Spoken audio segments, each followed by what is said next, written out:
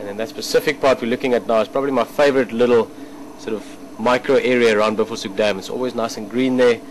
Later into summer it fills up with mud, and then later even with water.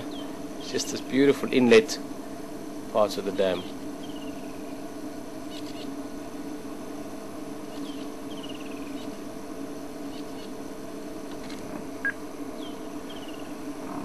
And I was going to say, the judge never to be left out. He might not have the full extent of his horns anymore, but in terms of physical size he's as big as any bull out here. A bit of interaction between those two.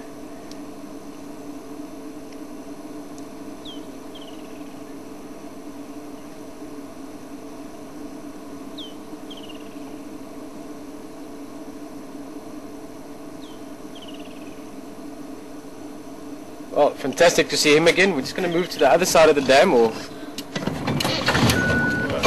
a slightly different part of the dam.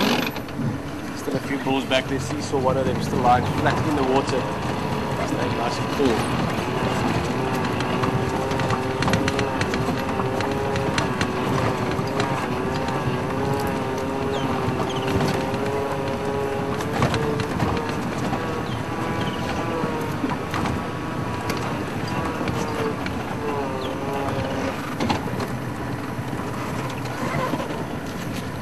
Something else I noticed down here that I want to show you.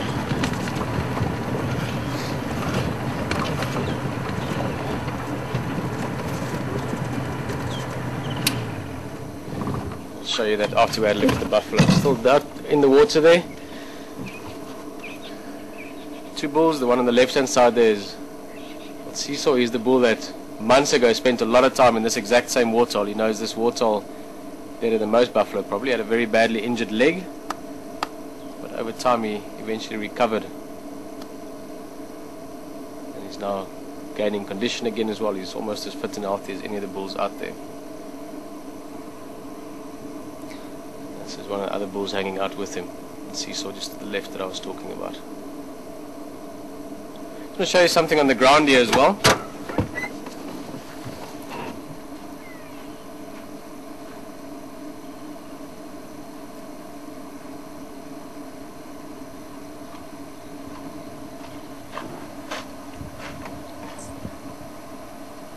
This.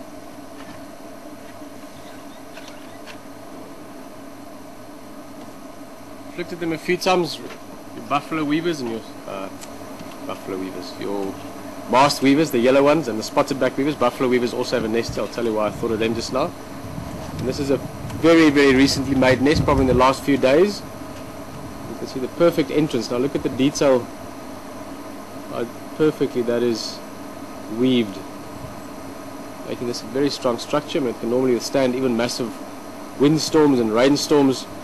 Obviously this would be hanging upside down, so this would be your entrance. So imagine we're looking upside down now, the ground is up here, the bird would fly right in, and then you've got a cavern in the back here. Or alternatively, this is your entrance, so it's difficult for something else to come in here because that faces downwards, normally if possible overhanging water or something. And then you've got the belly part of the nest back here, and that's where the nesting actually happens. And there's just beautiful detail in this as well, all the grass blades, but there's also woven into this some acacia twigs and leaves, something you don't see all that often. And the main reason for this is when these leaves are still green, when they make them with fresh leaves, it's very visual, it's very green. The male of the weaver bird is bright yellow, so if he hangs from this nest and displays and flaps his wings and makes noise, that background shows him off nicely. So it means that females can then really see which male has made the nicest, greenest nest, which one is making the biggest efforts, and then from that they pick their mates. So one male, if he's a very good nest builder, if he's good at displaying, can have many different females. Some other males sometimes, when they're young maybe, their building is not that good yet, they don't quite get the displaying thing, or they take too long to build the nest and it dries out, and they might not get any or very few mating opportunities. The reason I thought of the buffalo weavers, if you look at the twig that this is on, this where the nest is attached, as you can see, very strong again. So normally any major winds or storms or rain or anything like that wouldn't really be a big problem for it to cope with. But in this case, quite a few of these nests, we'll show you now before we leave, are built and hanging from the buffalo weaver's nest. Now buffalo weavers use sticks like this, and they just make these big sort of spiny, porcupiney looking like nests.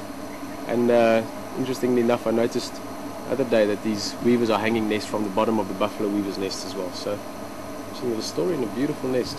Amazing, eh? The engineering that goes into this little bird this big. Builds it with his beak. Just show you quickly the balcony. It's a little bit, the light might be very difficult, but that bottom part of the nest up there, just in there.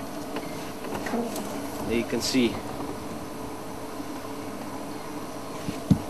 quite a few of those nests really tucked away there.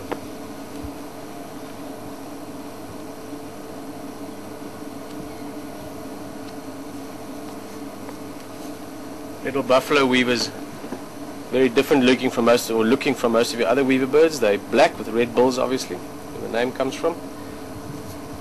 And also much more social. Most of your other weavers, the ones we're looking at, your masked weavers and spotted back, even though there might be many nests in the same area, they don't really interact socially with each other that much. Awesome. Let's have a look at those two as well. You've seen all the buffalo. I think 11 in total in the end. These 4 bulls deciding they're going to hang back a little bit more, take it easy a little longer. The ones we started off earlier, the judge and them, they've moved off now to start the afternoon's grazing.